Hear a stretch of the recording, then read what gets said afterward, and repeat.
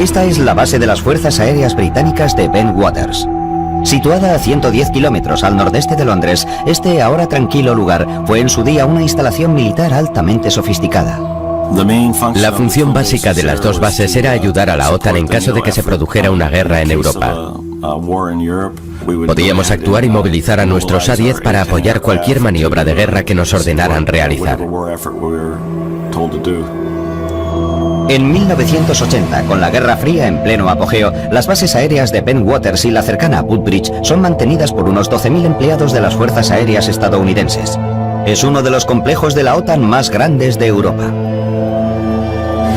Pero la zona, rodeada por el denso bosque de Rendlesham, oculta un secreto. Este fue el lugar de almacenamiento de armas secreto de Bentwaters. Lo que se custodiaba aquí es oficialmente confidencial, pero tanto los investigadores como los observadores coinciden en que bajo estos búnkeres de hormigón se guardaba un arsenal nuclear. Aquellos búnkeres subterráneos de alta seguridad, con capas alternativas de acero, hormigón, tierra, acero, hormigón y tierra, contenían cerca de 300.000 kilotones de potencia nuclear. Los aviadores norteamericanos que trabajan en esta base están altamente cualificados. Están entrenados para enfrentarse a situaciones de vida o muerte con serenidad.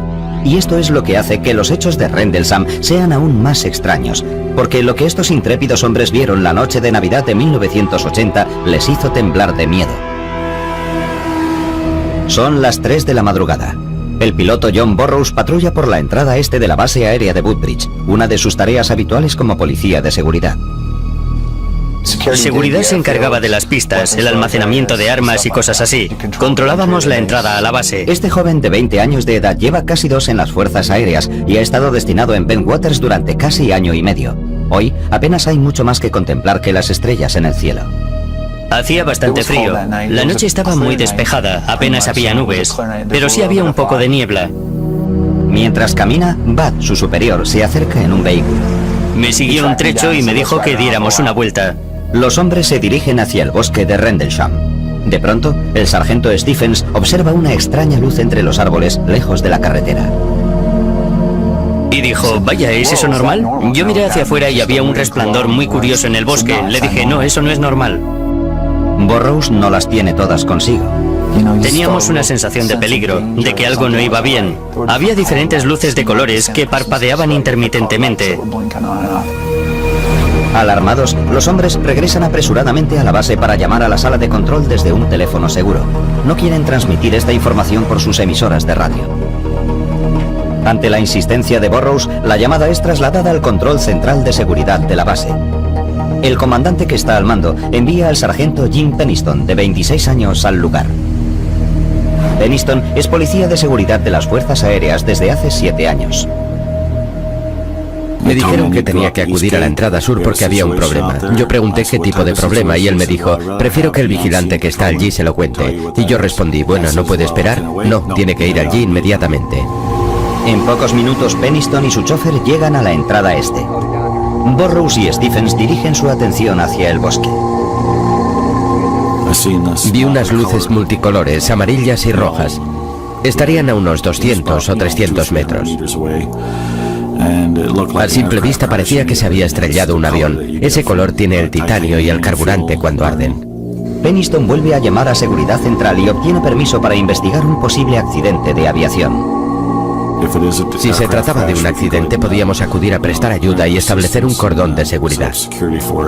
Siguiendo el procedimiento habitual, el sargento Peniston intenta recopilar toda la información de Bud Stephens. Yo le pregunté, bueno, ¿has oído cómo se ha estrellado, Bud? Y él me dijo, no, no se ha estrellado, ha aterrizado. Stephens está demasiado asustado para colaborar en la investigación. Regresa a su puesto mientras Burroughs y Peniston continúan sin él. Poco después, salen rápidamente con el chofer y se dirigen hacia la misteriosa luz. Cuando la espesura les impide avanzar con el vehículo, Burroughs y Peniston siguen a pie. Caminan unos 50 metros y perciben fuertes interferencias en sus radios. Cuanto más nos adentrábamos en el bosque, más interferencias había y más nos costaba mantener el contacto.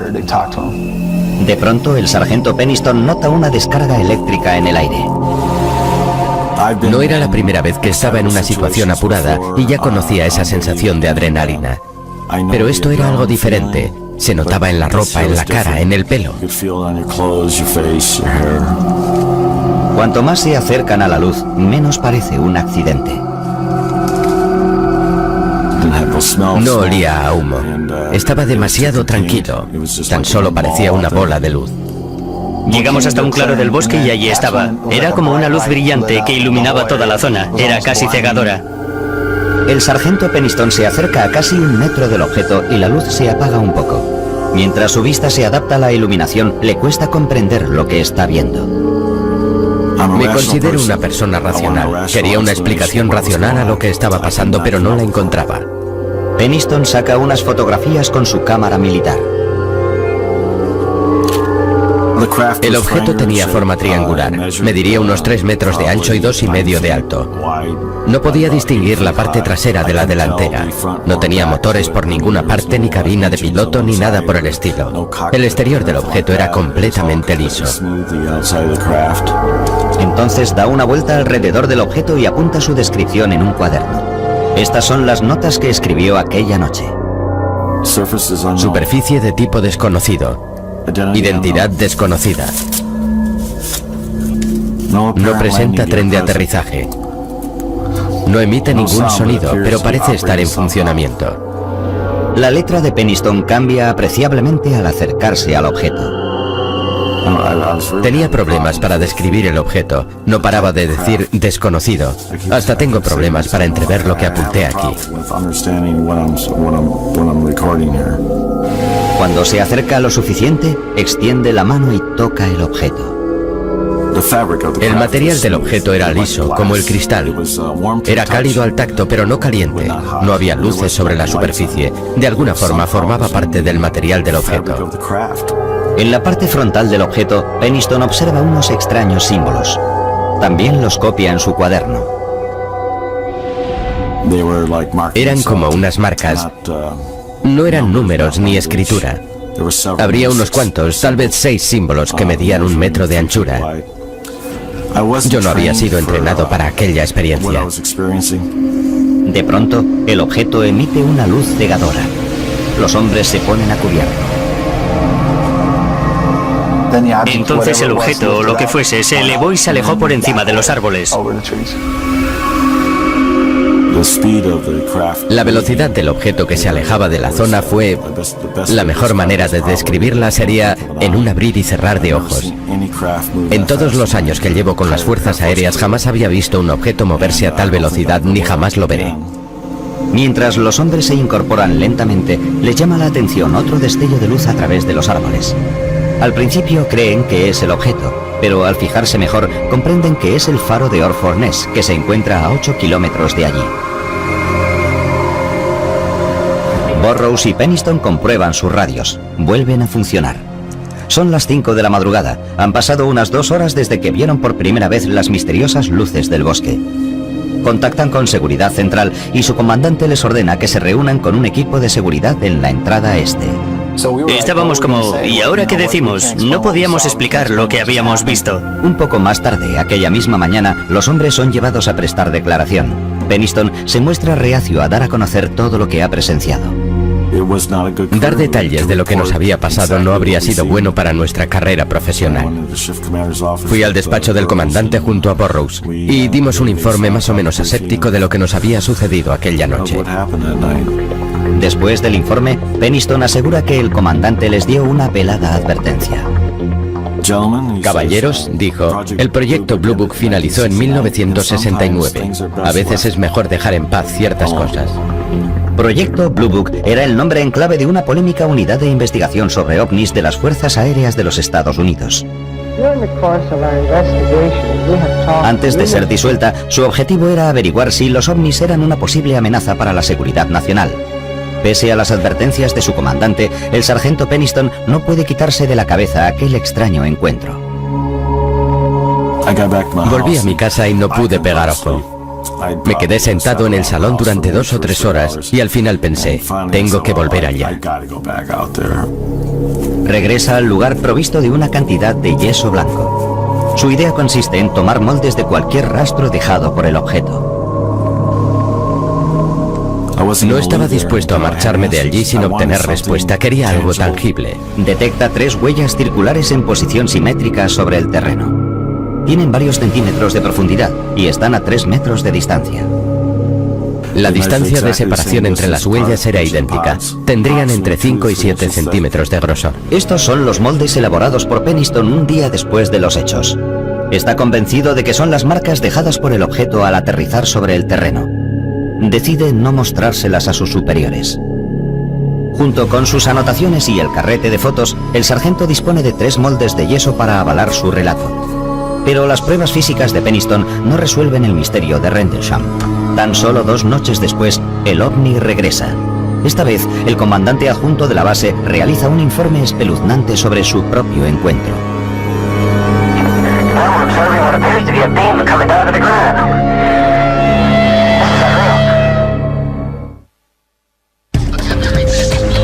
Finales de diciembre de 1980. Los avistamientos de objetos misteriosos en el complejo militar de la OTAN Woodbridge-Bentwaters han puesto nerviosos a muchos aviadores.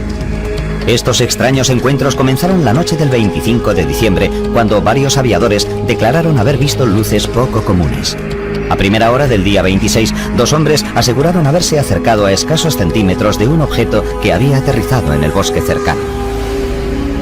Es la tarde del día 27. El comandante delegado de la base, teniente coronel Charles Holt, asiste a una fiesta en el club de oficiales. La fiesta se interrumpe cuando uno de sus hombres llega con aspecto agitado. Llegó y estaba pálido como un cadáver. Y lo cierto es que era una persona con aplomo. Anteriormente había sido marine. Nos dijo, ha vuelto. Nos miramos y repitió, ha vuelto, el ovni ha vuelto. Después de 2 noches de relatos inquietantes, Holt decide tomar cartas en el asunto. La policía pasaba más tiempo mirando al cielo que a los aviones que debía proteger. Ya era hora de poner punto y final a todo este asunto. Holt da instrucciones a un grupo de seguridad de 3 hombres para que preparen su equipo y le esperen en su despacho. En pocos minutos se dirigen hacia el bosque de Rendlesham. Cuando Holt llega, ya se ha establecido un cordón de seguridad alrededor del perímetro del bosque. Holt es informado de la situación y se le comunica que el ovni ya no es visible, pero los hombres perciben extrañas interferencias en sus linternas de alta potencia. Holt y su equipo preparan una cámara de alta resolución, un contador Geiger y un aparato de visión nocturna llamado Starscope. Me llevé mi pequeña grabadora personal. Suelo llevarla conmigo a todas partes para grabar lo que sucede. El equipo se adentra en el bosque. Estaba dispuesto a investigar y demostrar que todo tenía una explicación razonable y sencilla. Esta es la grabación que Holt realizó aquella noche.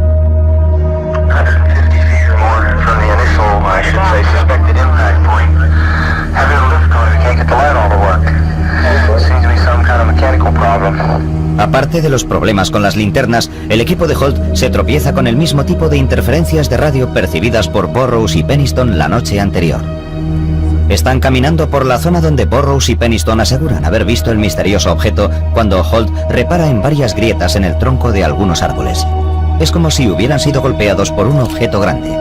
Holt ordena a uno de sus hombres que tome fotografías. Tomó varias fotos de las melladuras de los árboles. Sacó un montón de fotos seguidas.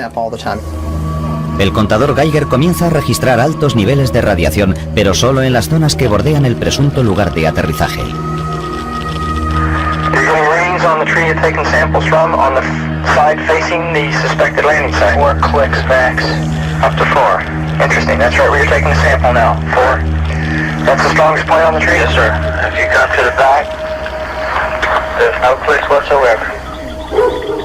De pronto, unos sonidos hacen vibrar el bosque.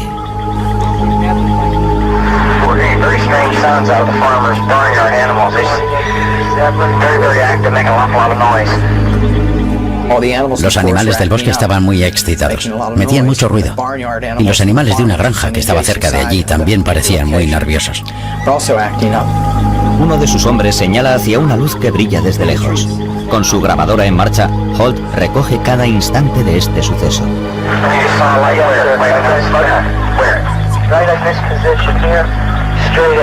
In between the tree. There it is again.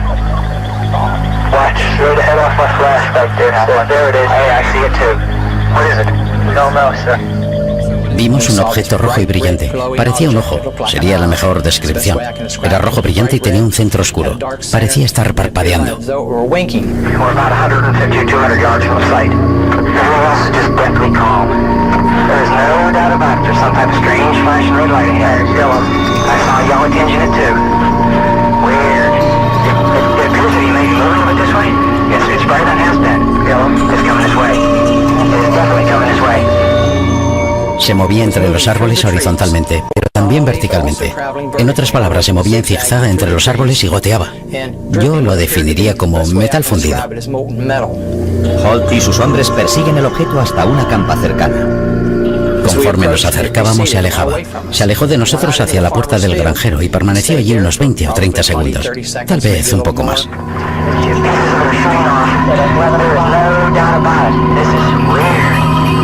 De repente explotó silenciosamente en multitud de objetos blancos, de modo que nos acercamos a la huerta y buscamos sobre el terreno marcas de quemaduras o pruebas, o cualquier cosa procedente del objeto. Los hombres no encuentran nada. Desde lo alto, el objeto da un repentino giro. Se acercó a nosotros a una velocidad altísima.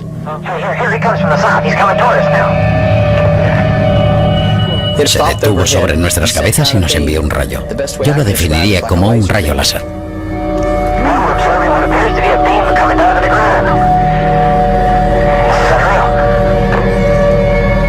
En cuanto a diámetro, era un rayo estable.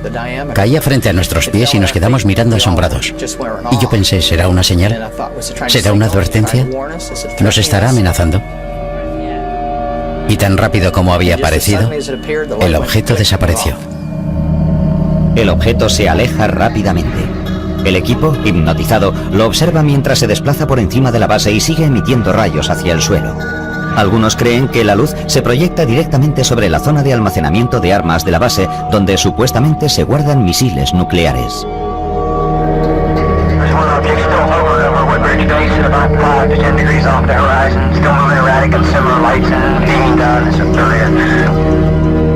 En este momento, la cinta de la grabadora se acaba. El objeto sigue volando en la distancia, pero Holt y su equipo no saben qué hacer. No existe un protocolo para lo que acaban de presenciar. Desconcertados y cansados, los hombres regresan a la base. El aviador John Burroughs, que había visto el ovni 2 noches antes, llega al lugar junto con el sargento Adrián Bustinza. A Burroughs le preocupa el comportamiento de los hombres que regresan del bosque. Se sentían extraños, no lo sabría decir. Estaban alterados. Tras una breve conversación, Burroughs descubre una luz azulada que brilla en la misma zona que Halt acaba de examinar. El aviador está decidido a seguir investigando. Empecé a insistirle, vamos, coronel, déjeme salir a ver, quiero ver lo que es. Al final me dio autorización y Bustinza y yo fuimos allá a observar con más detenimiento. Los hombres avanzan hacia el extraño resplandor azul. Sube la adrenalina y Burroughs empieza a correr. Al acercarme a lo que quiera que fuese, de repente desapareció. El terreno queda en penumbra. Los aviadores están asustados y confusos. Sencillamente desapareció. Yo me quedé en medio del campo, no había nada. Burroughs se dirige a Bustinza con incredulidad. Me dice, ¿qué le ha pasado? Y yo, no sé de qué me habla. Y él, usted estaba como envuelto en la luz.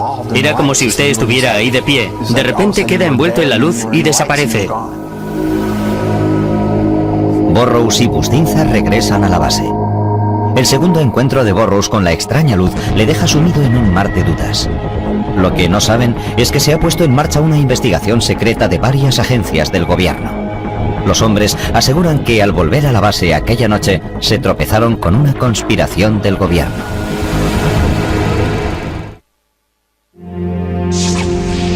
Enero de 1981. En las bases aéreas de Woodbridge Bentwaters, al este de Inglaterra, se disparan los rumores tras el misterioso avistamiento de ovnis por parte del personal militar norteamericano destacado allí. Muchos de ellos llevaban años de servicio, eran testigos muy bien entrenados, no es que hubieran aparecido la víspera así como así. La consiguiente investigación militar sigue siendo motivo de polémica hoy en día. aquellos que aseguraron haber visto el ovni creen que los militares estaban más interesados en controlar el daño que en saber la verdad. Lo que hizo nuestro gobierno a estas personas por mantener la discreción es vergonzoso.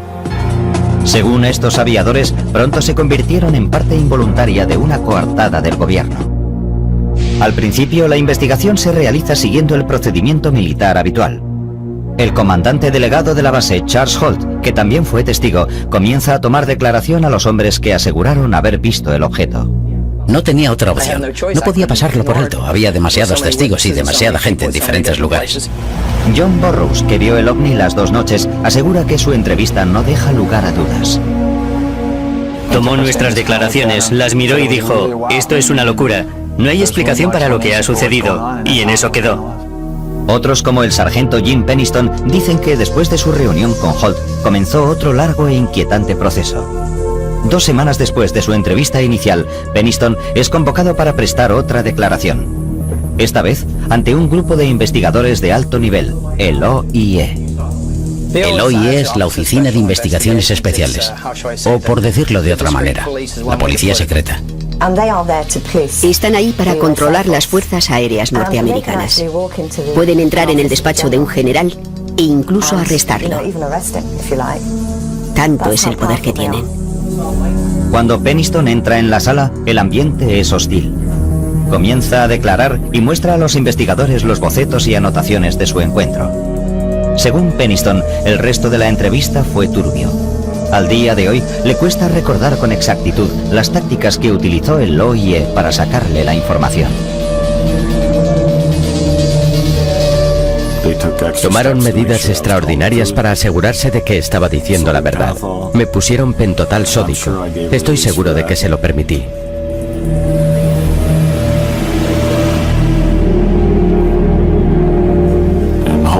Esperaba que creyeran que lo que decía era la verdad. Pienso que les di mi permiso para que lo hicieran.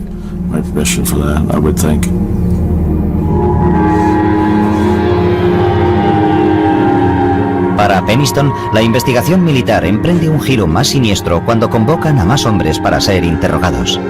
Poco después de los hechos, el sargento Adrián Bustinza, que había acompañado a John Burroughs al campo, es conducido a una habitación en el sótano de la base para ser interrogado. Incluso hoy, Bustinza se niega a hablar públicamente sobre los sucesos de aquella noche. Pero la escritora Georgina Bruni asegura que posteriormente le hizo varias confidencias. Le dijeron, escuche, lo que usted vio fue la luz del faro. Y él contestó, no, vi mucho más que eso. Y ellos, usted no nos está entendiendo, ¿no? Y lo retuvieron hasta que aceptó reconocer que lo que había visto era el faro. Entonces le dijeron, las balas son muy baratas, 10 céntimos la docena.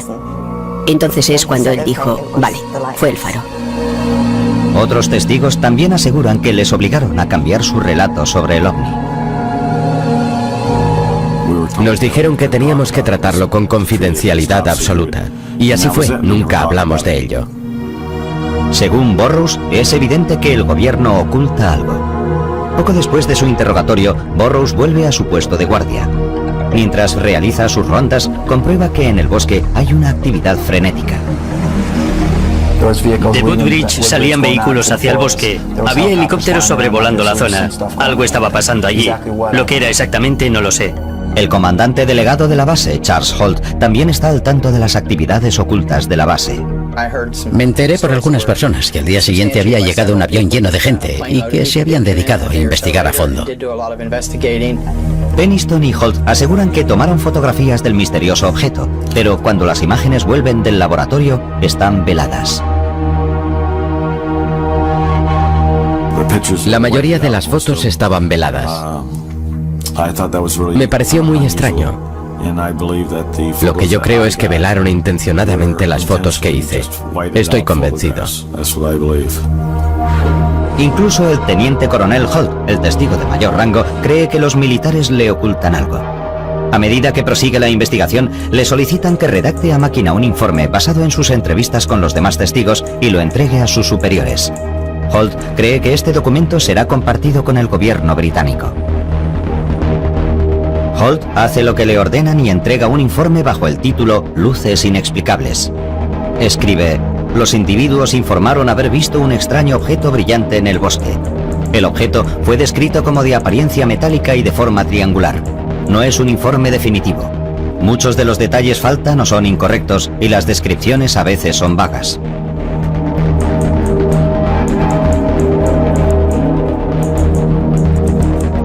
El informe no estaba pensado para uso público. Estaba destinado al Ministerio de Defensa para que se involucraran en una investigación a fondo. Sus superiores archivan el informe y las extrañas luces ya no vuelven nunca más a la base. Los rumores sobre la nave extraterrestre acaban diluyéndose. Durante 3 años el público no tiene ningún conocimiento de lo que sucedió en las bases aéreas. Pero en 1983 aparece un nuevo testigo con sorprendentes declaraciones acerca de un encuentro con un ovni. El misterio de Rendlesham se vuelve más profundo.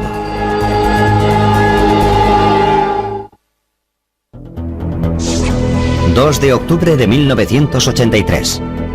El periódico británico News of the World arrasa en kioscos con el titular «OVNI aterriza en Suffolk y es oficial». En el artículo se asegura que a finales de diciembre de 1980, un misterioso objeto impulsado por control inteligente invadió los cielos sobre la base aérea de Woodbridge Bentwaters. Pero lo más fascinante es que ofrece una prueba escrita, un informe oficial del gobierno que confirma los supuestos avistamientos.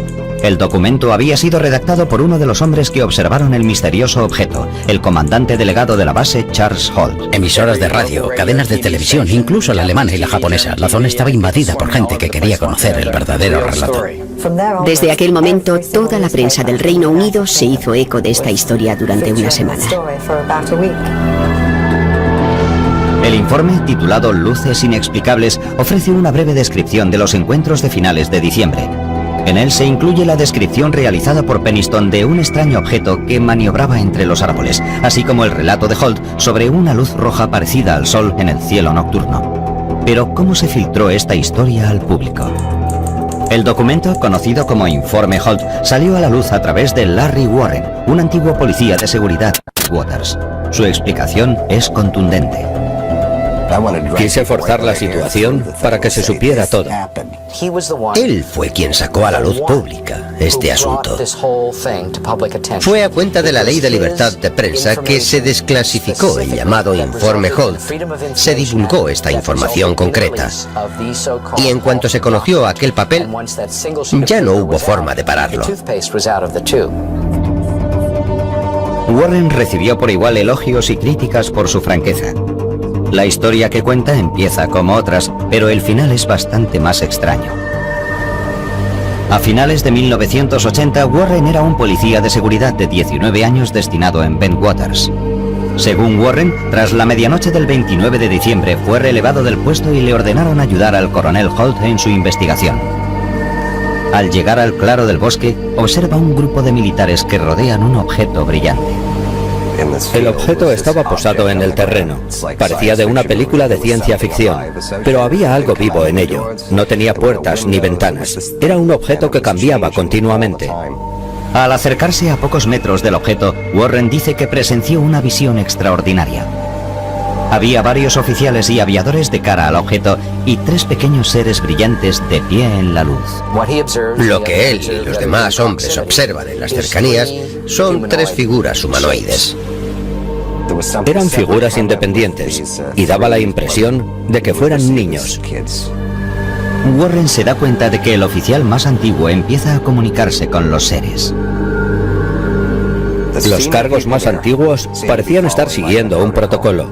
Era como un procedimiento habitual. Warren es arrastrado lejos de la zona. No se le ofrece ninguna explicación de lo que acaba de ver. Al día siguiente, según sus palabras, es conducido a una sala con otros testigos para declarar. Recuerda un proyector de cine y 3 hombres trajeados. Nos mostraron varias películas de actividad militar ovni. Me imagino que serían de los años 40. Al igual que los demás testigos, Warren dice que cuanto más avanza el interrogatorio, más confusos son sus recuerdos. Lo siguiente que sucedió es como una serie de imágenes sin sentido. Warren recuerda que fue llevado contra su voluntad por unos hombres vestidos de negro que lo condujeron a un lugar subterráneo de la base. Recuerdo que me colocaron sobre una mesa. Había gente que me hablaba. Detrás había médicos y gente de las fuerzas aéreas. Tengo la imagen de una especie de cantina. Yo intentaba comer algo y estaba solo a la mesa. Son imágenes. Me las podrían haber implantado en la cabeza. Warren dice no saber si sus recuerdos son verdaderos o si aquellas imágenes le fueron implantadas por investigadores militares para confundirlo y distraerle de lo que realmente sucedió.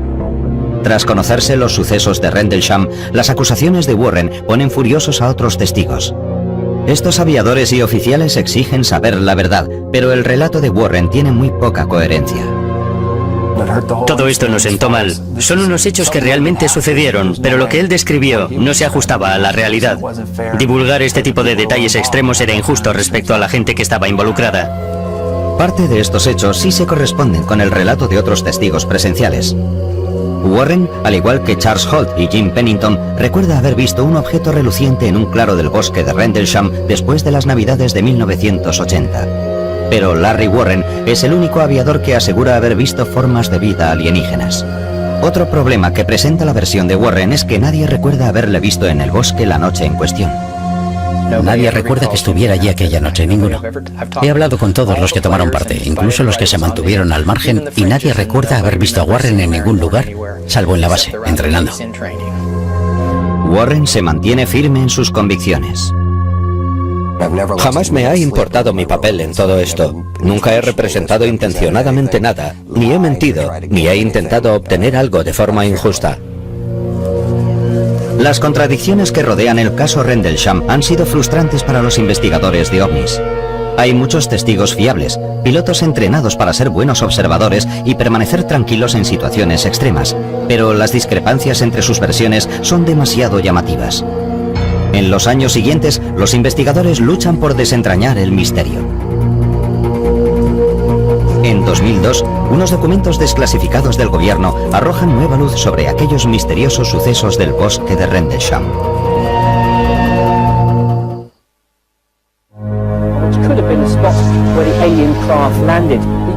Desde 1983, el caso Rendlesham ha acaparado la atención de todo el mundo, pero hasta la fecha de hoy sigue sin haber una explicación para lo que el personal de las Fuerzas Aéreas norteamericanas aseguró haber visto en el bosque y los cielos de Suffolk, Inglaterra.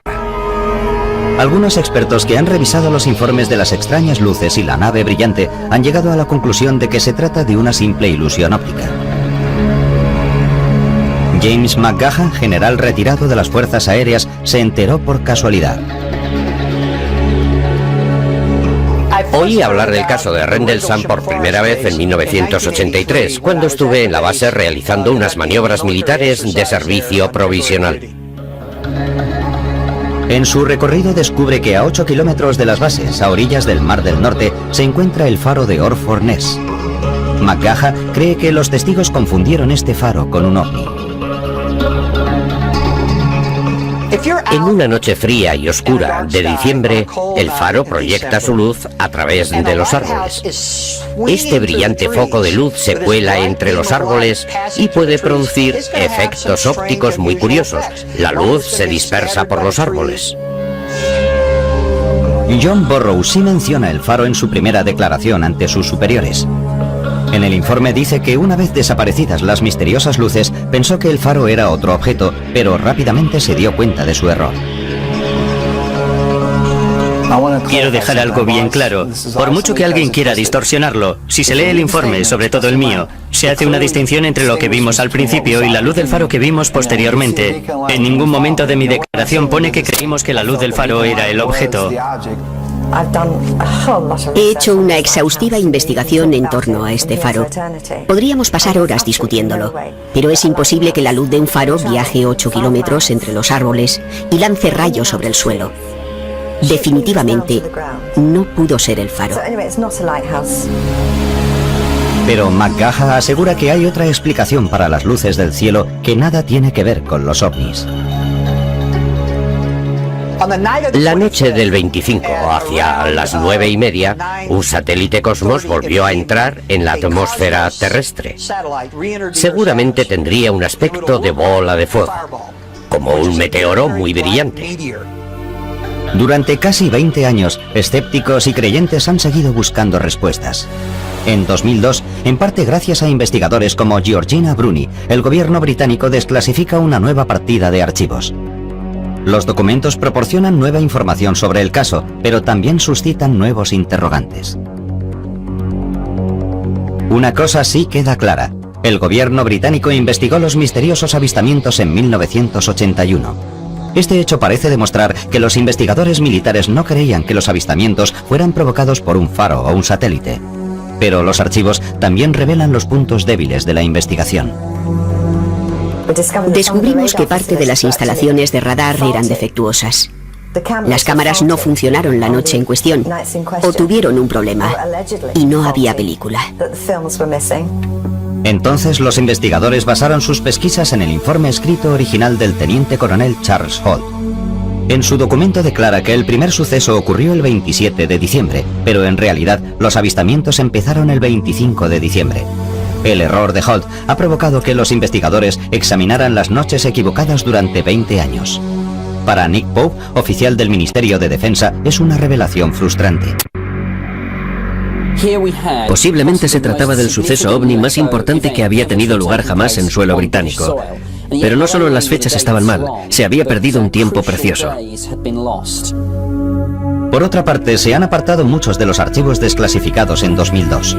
Los investigadores confían en que los gobiernos británico y estadounidense faciliten más información, incluyendo las fotografías sacadas por el personal de las Fuerzas Aéreas la noche de los avistamientos.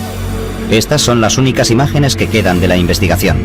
Muestran a las autoridades examinando el supuesto lugar de aterrizaje, pero no hay rastro de objetos extraños.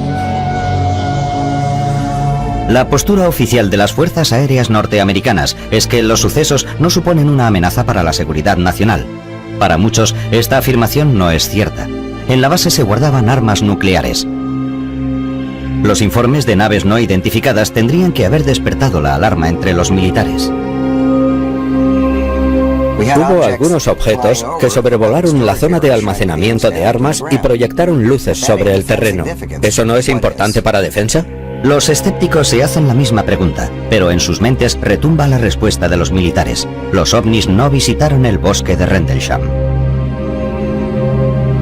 Esto sucedió durante la Guerra Fría. Hay que comprender que la seguridad en las bases era bastante estricta. Cualquier cosa que pudiera suceder cerca de la línea de vuelo, donde se mantenían aeronaves de enorme valor táctico y económico, o en zonas de almacenamiento de armas, habría desencadenado una reacción inmediata en toda la base. Todo el mundo se habría levantado para responder a algo así, y desde luego eso no sucedió. Incluso Charles Holt, el comandante delegado, se siente frustrado en su búsqueda de respuestas. Sigo insistiéndole al jefe de escuadrón Morland, el oficial de enlace británico, para que me dé una respuesta. ¿Es que a nadie le interesa? Tengo la sensación de que es un asunto que han dejado abandonado, sin que nadie se haga cargo de ello. A pesar de que ellos siguen presionando al gobierno para que facilite más información, algunos investigadores creen que los archivos que faltan y los primeros errores cometidos en la investigación militar pueden hacer que el misterio de Rendlesham permanezca sin resolver. Esto es así en cualquier investigación. Si no se aprovechan las primeras 24 horas para recabar toda la información, las posibilidades de éxito se reducen rápidamente. El problema del incidente de Rendlesham es que se produjo durante el periodo navideño. Buena parte del personal de la base estaba de vacaciones. Creo que hubo un vacío en la toma de decisión. Para los hombres involucrados en el caso Rendlesham, la información recientemente desclasificada no es suficiente para dar carpetazo al asunto. Por ahora, poseen las escasas y misteriosas pruebas que quedan de su extraño descubrimiento. Los moldes y dibujos de Peniston, la grabación de Holt,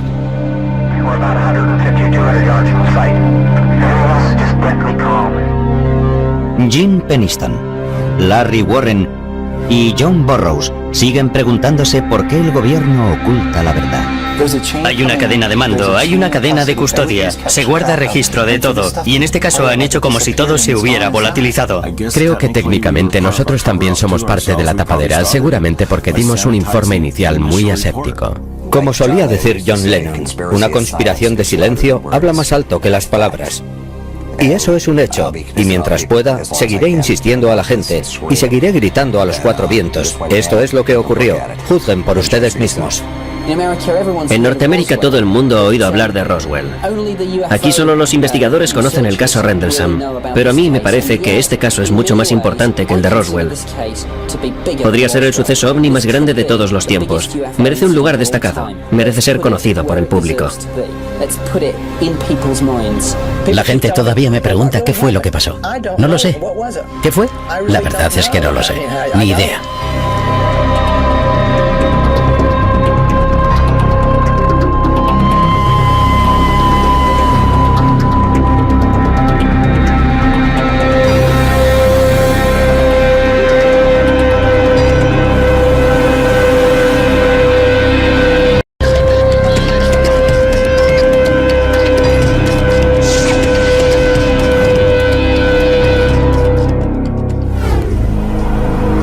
Durante más de 20 años, un puñado de empleados de las Fuerzas Aéreas norteamericanas ha vivido bajo las repercusiones de un hecho que tuvo lugar en el bosque de Rendlesham, cerca de la base de Suffolk, Inglaterra.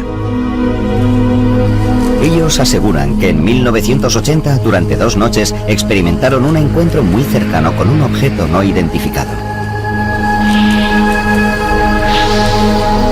Su relato hace que el suceso de Rendlesham sea uno de los más detallados y mejor documentados hasta la fecha. Estos testigos también afirman que el gobierno abrió una investigación y después intentó taparla. Este suceso tiene espeluznantes similitudes con un avistamiento producido casi 33 años antes, cuando una supuesta nave extraterrestre se estrelló cerca de una base militar de Roswell, Nuevo México. Ambos relatos están avalados por testimonios oculares de respetados oficiales, investigaciones del gobierno y documentos y pruebas clasificadas. Fue como el Santo Grial. Desde luego es el caso de ovnis más famoso de Gran Bretaña. No cabe ninguna duda. Es el Roswell británico.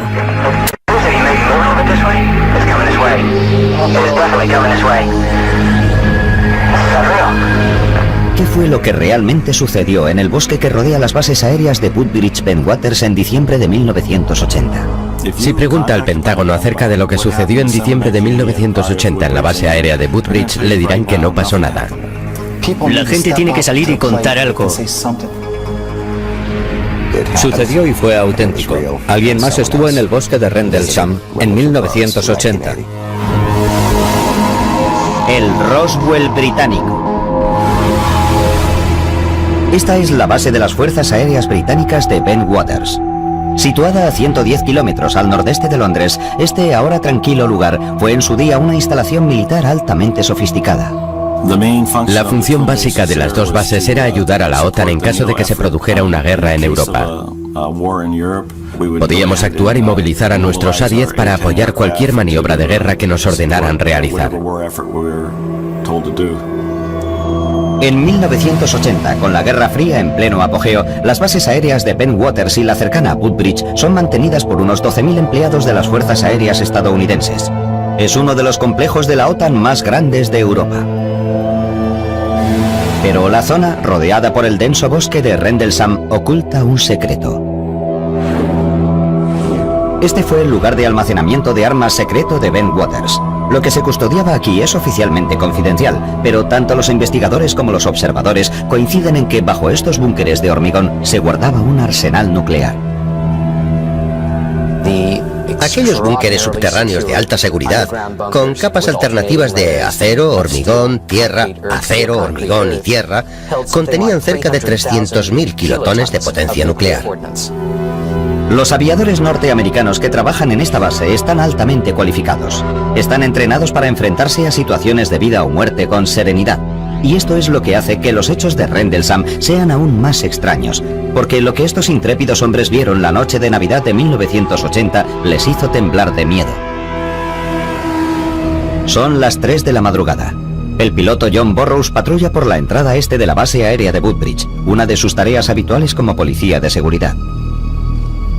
Seguridad se encargaba de las pistas, el almacenamiento de armas y cosas así. Controlábamos la entrada a la base. Este joven de 20 años de edad lleva casi 2 en las Fuerzas Aéreas y ha estado destinado en Bentwaters durante casi año y medio. Hoy apenas hay mucho más que contemplar que las estrellas en el cielo. Hacía bastante frío. La noche estaba muy despejada, apenas había nubes, pero sí había un poco de niebla. Mientras camina, Bud, su superior, se acerca en un vehículo. Me siguió un trecho y me dijo que diéramos una vuelta. Los hombres se dirigen hacia el bosque de Rendlesham. De pronto, el sargento Stephens observa una extraña luz entre los árboles lejos de la carretera. Y dijo, vaya, ¿es eso normal? Yo miré hacia afuera y había un resplandor muy curioso en el bosque. Le dije, no, eso no es normal. Burroughs no las tiene todas consigo. Teníamos una sensación de peligro, de que algo no iba bien. Había diferentes luces de colores que parpadeaban intermitentemente. Alarmados, los hombres regresan apresuradamente a la base para llamar a la sala de control desde un teléfono seguro. No quieren transmitir esta información por sus emisoras de radio. Ante la insistencia de Burroughs, la llamada es trasladada al control central de seguridad de la base. El comandante que está al mando envía al sargento Jim Penniston, de 26 años, al lugar. Penniston es policía de seguridad de las Fuerzas Aéreas desde hace 7 años. Me dijeron que tenía que acudir a la entrada sur porque había un problema. Yo pregunté qué tipo de problema y él me dijo, prefiero que el vigilante que está allí se lo cuente. Y yo respondí, bueno, ¿no puede esperar? No, tiene que ir allí inmediatamente. En pocos minutos, Penniston y su chofer llegan a la entrada este. Burroughs y Stephens dirigen su atención hacia el bosque. Vi unas luces multicolores, amarillas y rojas. Estarían a unos 200 o 300 metros. A simple vista parecía que se había estrellado un avión. Ese color tiene el titanio y el carburante cuando arden. Penniston vuelve a llamar a Seguridad Central y obtiene permiso para investigar un posible accidente de aviación. Si se trataba de un accidente, podíamos acudir a prestar ayuda y establecer un cordón de seguridad.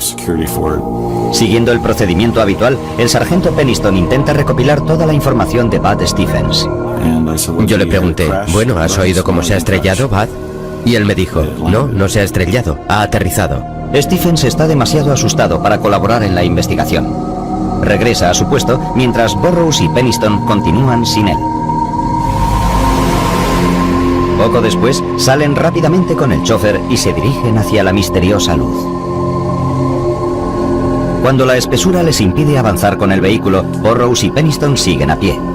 Caminan unos 50 metros y perciben fuertes interferencias en sus radios.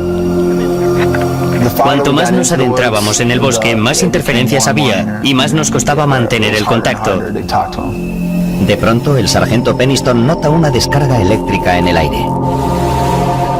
No era la primera vez que estaba en una situación apurada y ya conocía esa sensación de adrenalina. Pero esto era algo diferente. Se notaba en la ropa, en la cara, en el pelo.